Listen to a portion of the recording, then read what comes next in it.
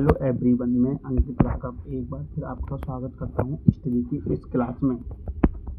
हम अपने दक्षिण भारत के इतिहास को कर रहे थे और हमने पिछली कक्षा में तमिल के 3 संगम तक देख लिया था। अब हम उससे आगे कंटिन्यू करते हैं। हम देखते हैं इन तीनों तमिल संगमों को पांड्य वंश के राजाओं के द्वारा कराया गया था। ये तीनों तमिल संगम जो थे पांड्य वंश के राजा के द्वारा कराए गए थे। हम देखते हैं संगम कालीन 3 वंश, चेर वंश, चोल वंश और पांड्य वंश। इसमें चेर वंश जो था प्राचीन वंश था और चेर वंश को ही केरल पुत्र कहा जाता है। चेर वंश को ही जो है केरल पुत्र कहा जाता है। अशोक के अभिलेखों में इन तीनों वंशों का उल्लेख है। अशोक के अभिलेखों में इन तीनों वंशों का उल्लेख है। अब हम देखते हैं सबसे पहला वंश चेर वंश। दक्षिण भारत का सबसे पुराना वंश था। चेर वंश जो था दक्षिण भारत का सबसे पुराना वंश था। इन्हें केरल पुत्र भी कहा जाता है। इनका शासन क्षेत्र तमिलनाडु और केरल तक फैला था। चेर वंशों का शासन क्षेत्र तमिलनाडु और केरल तक फैला था। इनकी राजधानी कोरकई थी।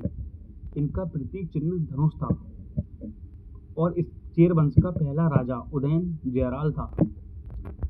अब हम देखते हैं चेर राजाओं के द्वारा कार्य, मतलब राजा सुनगुट्टन और राजा आदि गोमान इंजी। सेनगुट्टन ने पत्नी पूजा प्रथा की शुरुआत की थी और जयमान ने इसमें गन्ने की खेती की शुरुआत की थी। इडुक्की इंजराल इस वंश का अंतिम राजा था। इडुक्को इंजराल इस वंश का अंतिम राजा था। अब हम देखते हैं चोल वंश। अगला वंश है हमारा चोल वंश। चोल वंश का संस्थापक एलिंजित चेन्नी था। चोल वंश का संस्थापक एलिंजित चेन्नी था। चोल वंश का प्रतीक चिन्ह बाघ था और चोल वंश की राजधानी उरैयूर या फिर मन्नूर कावेरी पन्नम थी। पेन्नार तथा बेल्लार नदियों के बीच आता था। चोल वंश जो था पेन्नार तथा बेल्लार नदियों के बीच आता था। अब हम देखते हैं एलारा। इस वंश का पहला शक्तिशाली राजा था। राजा एलारा जो था इस वंश का सबसे शक्तिशाली राजा था। इसने श्रीलंका पर विजय हासिल की थी। अब देखते हैं राजा करिकल।